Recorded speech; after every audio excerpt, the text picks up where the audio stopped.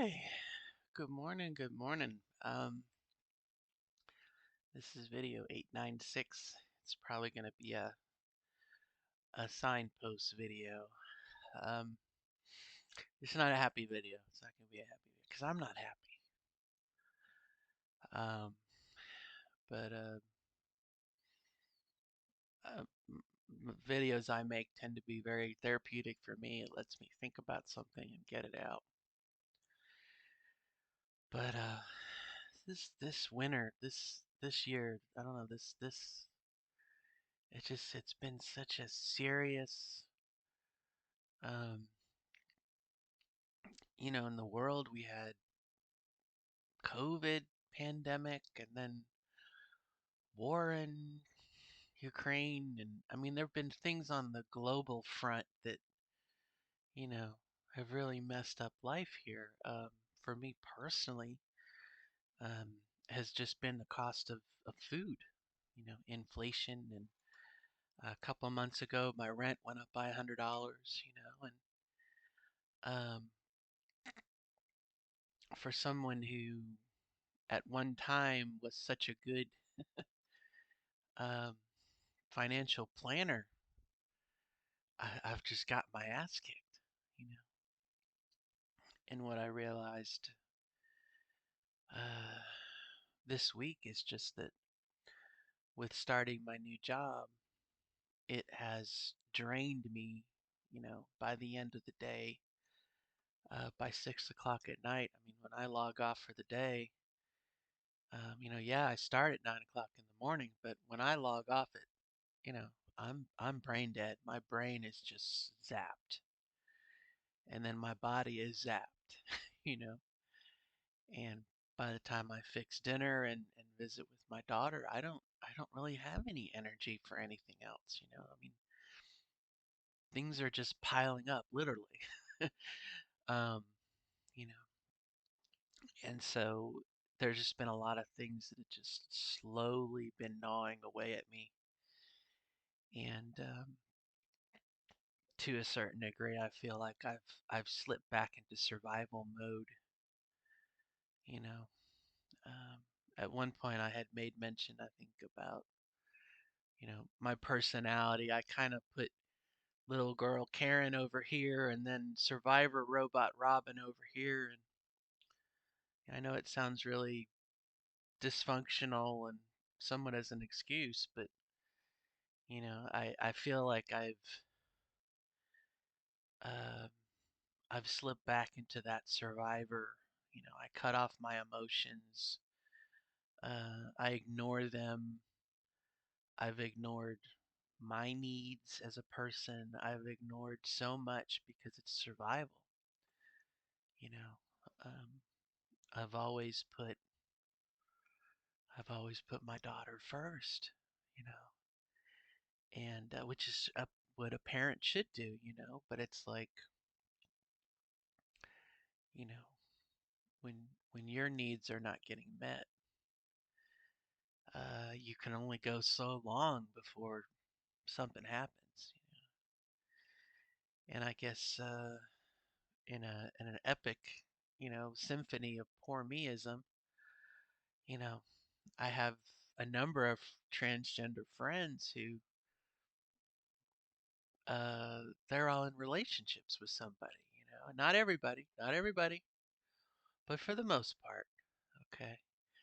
Whether it be, someone they met as they were transitioning, someone they knew before, afterwards, um, a number of transgender women who have lesbian relationships.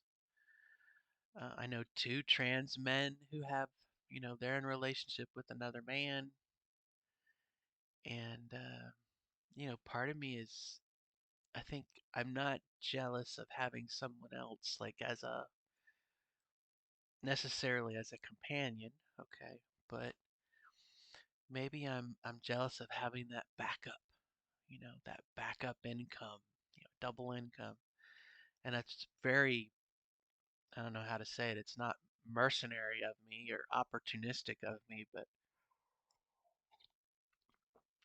back when I was married, um, my spouse lost their job like 3 times. I mean, they were unemployed for years at a time, you know. And I always was the one, I was the steady. I was always the rock. I was always the fallback.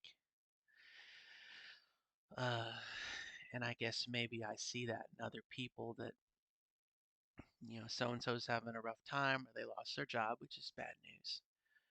But they have someone else who can come to save the day, oh, we can live off my income for a little while. And I guess I don't have that safety net. I don't have that backup. Um, when two people live together, I think um, there's a bit of give and take. When you have a roommate, you know, if you have a chore chart,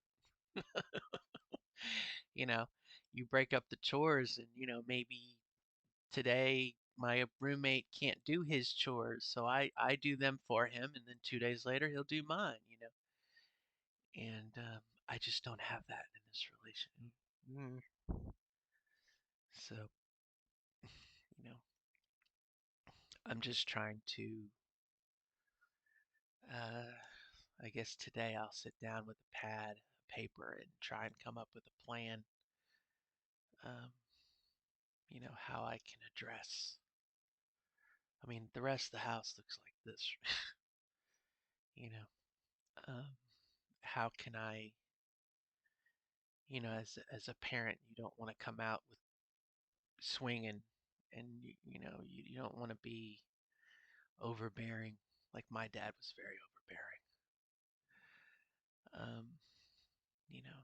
So anyway, I have some things I need to work on, but I definitely have some needs that are not being met. And um, since we moved in here, 5 or 6 years ago. This has been our lifeboat. You know, you can't expect the lifeboat to be a cruise ship. You can't expect the desert island to be a resort. There's sacrifices and compromises, and I'm just at the cusp of breaking even. Um, as far as my new job goes, I just need one or two paychecks um, you know, to bridge the gap. I pay off my car next week. Okay, I'm not gonna have a car payment going forward. You know what I mean? So it's like I know I'm right. I'm right on the edge. I just have to make it. You know, for skydiving, this is the last 1,000 feet. I just have to wait and persevere, but it's very very difficult. And uh, last night I read as I was going to bed. I was already off, and it was something on the news about some senator and some Republican you know what's coming next. A Republican politician in Ohio proposed a rule that would ban, you know, it was a law against transgender people, and it really just kind of punched me in the gut, and I'm like, enough. When when is this going to stop? You know, at what point did people stop making rules against interracial marriage? Um, we look upon that now, and it's silly, and at what point are we going to get to the thing that making rules against transgender adults, it's just going to be so outdated, you know? And I guess I just found myself saying, you know, I just want to live a week of my life and not be reminded that there are people out to get me. I guess I should just cut off, don't read the news, don't do social media, and just take a week off of the internet, maybe 2 weeks, and then I'll get my wish, right? Because then I won't see it, you know.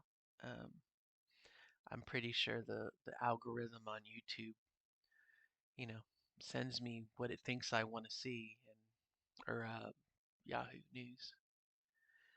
So anyway, like I said, I'm persevering, but man, I'm struggling to keep this together. I really, really am. And it's just down to me being stubborn at this point. The unsinkable Molly Brown. Uh, you know, just I don't know, but I haven't had my ugly cry yet. I'll put it to you that way. It's like right back there. I just am gonna at some point today. I'm like holding it back, and I've got to go to work here in a minute or two, so it's not gonna happen now. Uh, but it's that little girl who's just crying. Whoop, whoop. That's what I'm inside. That's what's happening right now, and I can't do that. I can't let that happen just yet. You know, I've got to show up and be a happy person on the phone and happy person for someone here. And anyway, things we do, things we do. So I just thought I'd share. Sometimes, Facebook is a lot like a photo album, and YouTube to me is a lot like a photo album. People don't put photos of bad things in their photo album. You're only seeing the vacation brochure on Facebook. And I think it's important to document that, yeah, there are highs, but there are some lows. And if anything, my hope is that sharing a little bit, it helps me out, but it also say, you know what, yeah, maybe what I have isn't so bad, or maybe what I have is something I can deal with, like she dealt with, blah, blah, blah. So, on that note, good luck to you in your pursuit. I gotta go and get to work, which is like 90 degrees that way. Till next time. Bye bye.